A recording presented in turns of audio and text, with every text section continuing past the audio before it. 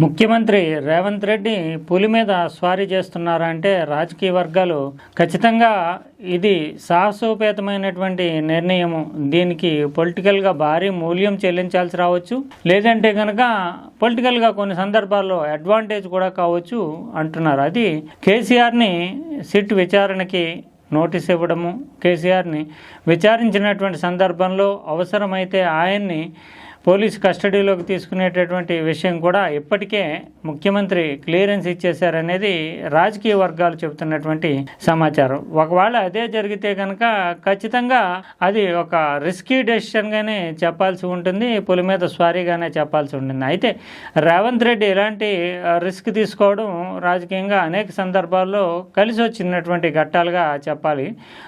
మొట్టమొదటిసారిగా చూస్తే కనుక ఆయన పొలిటికల్గా రాష్ట్ర స్థాయిలో నాయకుడిగా రాష్ట్ర స్థాయిలో చర్చనీయమైనటువంటి సందర్భమే అత్యంత క్రిటికల్ అయినటువంటి విమర్శనాత్మకమైన వివాదాస్పదమైన సాహసోపేతమైనటువంటి ఒక చర్యగానే చెప్పాల్సి ఉంటుంది. ఓటుకు నోటు కేసులో క్యాష్ పట్టుకెళ్ళి ఆయన వీడియోలకి దొరకడము, ఆ తర్వాత దాని మీద కేసులు నమోదు అవ్వడము, తేల్చుకుందాం అన్నట్లుగా అప్పటి ముఖ్యమంత్రి కేసీఆర్కే సవాళ్ళు విసరడము, జైలుకు వెళ్ళడము, ఈ అన్ని ఘట్టాలు కూడా రేవంత్ రెడ్డిని ఆయన చేసినటువంటి తప్పుడు అంటే ఓటుకు నోటు కేసులో ఆయన తీసుకున్నటువంటి చర్యలు ఏవైతే ఉన్నాయో వాటిని ఎవరు సమర్థించకపోయినప్పటికీ కేసీఆర్ని నేరుగా సవాల్ చేయగలిగినటువంటి వ్యక్తి అన్నటువంటి ఇమేజ్ అయితే రేవంత్ రెడ్డికి ఆపాదించి పెట్టింది.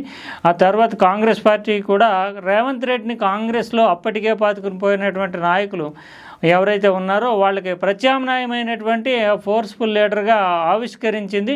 కేసీఆర్ని ఎదుర్కోవాలంటే ఇలా అంటే ఇటువంటి రిస్క్ తీసుకునేటటువంటి నాయకుడు కావాలని భావించడంతో ఆయనకి పీసీసీ పీఠం కట్టబెట్టడం కావచ్చు, తర్వాత ముఖ్యమంత్రి సీటు అప్పగించడం కావచ్చు, ఇవన్నీ రేవంత్ రెడ్డికి ఒక రిస్క్ చేస్తేనే పొలిటికల్గా ముందుకెళ్తాము అనేటటువంటి అవగాహన ఉంది. దాంతో కేసీఆర్ లాంటి లీడర్కి ఇప్పుడు ఫోన్ ట్యాపింగ్ వ్యవహారంలో నోటీసులు ఇవ్వడము, అవసరమైతే కనుక ఇప్పుడు ఉన్నటువంటి వివరాలతోటి ఆయన చెప్పేటటువంటి సాక్ష్యము సమాధానాలు సరిపోలకపోతే మరింత విచారించాల్సి ఉంటుంది, అదుపులో తీసుకోవాల్సి ఉంటుందని కూడా పోలీసులకు అవసరమైతే ఆ మేరకు చర్యలు తీసుకునేటటువంటి స్వేచ్ఛను కూడా కల్పించారని రాజకీయ వర్గాలు చెప్తున్నాయి. ఇది ఎంతవరకు ఆ సాహసాన్ని పోలీస్ డిపార్ట్మెంట్ చేస్తుంది, ప్రభుత్వం ఇప్పటికే గ్రీన్ సిగ్నల్ ఇచ్చినటువంటి నేపథ్యంలో అనేది వేచి చూడాల్సి ఉంటుంది.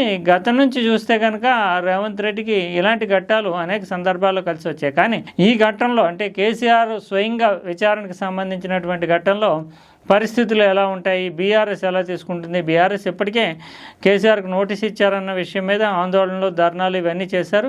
ఒకవేళ ఆయన అదుపులోకి తీసుకునేటటువంటి పరిస్థితి ఏర్పడితే ఏ రకంగా స్పందిస్తుంది తెలంగాణ సమాజము, బీఆర్ఎస్ శ్రేణులు ఎలా స్పందిస్తాయనేది ఒక కీలకమైనటువంటి ఎదురు చూసేటటువంటి ఘట్టంగానే చెప్పాల్సి ఉంటుంది. అయితే ఇది రాజకీయంగా అంటే కేసీఆర్ మీద ఏ రకమైన చర్య తీసుకున్నా రాజకీయంగా భారీగా పొలిటికల్ మైలేజ్ వస్తుంది బీఆర్ఎస్కి అంటూ ఆ పార్టీ శ్రేణులు భావిస్తున్నాయి.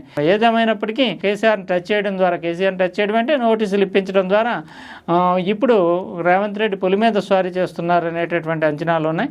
ఇంకా ముందుకు వెళ్ళక తప్పనటువంటి అనివార్యత, ఎందుకంటే వన్స్ కేసీఆర్ని విచారించి తూతూ మాత్రంగా వదిలేస్తే కనుక పొలిటికల్గా వీక్ అయిపోతారు అనేటటువంటి భావన కూడా ఉంది. గతంలోనే కాళేశ్వరం మీద ఘోష్ కమిషన్ వేయడము, ఇతరత్ర అనేకం చేసి జైలుకి వెళ్ళిపోతారు అనేటటువంటి ప్రచారం చేయడం, తర్వాత తాము ఏమీ చేయలేమన్నట్లుగా చేతులు ఎత్తేసి సిబిఐకి అప్పగించడం. నిజానికి చేయాలనుకుంటే ఆ రాష్ట్ర ప్రభుత్వమే సిఐడి ద్వారా దర్యాప్తు చేసి కేసులు పెట్టవచ్చు. కానీ అంత తతంగం నడిపి జ్యుడిషియల్ కమిషన్ వేసి అంత తతంగం నడిపి అసెంబ్లీలో చర్చ కూడా నిర్వహించిన తర్వాత ప్రచార సరంజామాగే కాళేశ్వరం ఇష్యూని వాడుకొని తర్వాత సిబిఐ ఎంక్వైరీ అంటూ కేంద్రం చేతిలో పెట్టడం అంటేనే చేతులు ఎత్తేసినట్లుగా వ్యవహారాన్ని చూడాలి. కానీ ఇక్కడ మాత్రం అది అక్కడ కొంతమేరకు అవకాశం ఉంది. కానీ ఈ ఫోన్ ట్యాపింగ్ వ్యవహారంలో సిట్ స్వయంగా తామే దర్యాప్తు జరుపుతున్నటువంటి నేపథ్యంలో ఇప్పుడు వెనక్కి వెళ్ళలేనటువంటి పరిస్థితి రేవంత్ రెడ్డికి ఉంది. అది ఎంత మేరకు పొలిటికల్గా కలిసి వస్తుందా, లేదంటే బూమ్రాంగ్ అయ్యి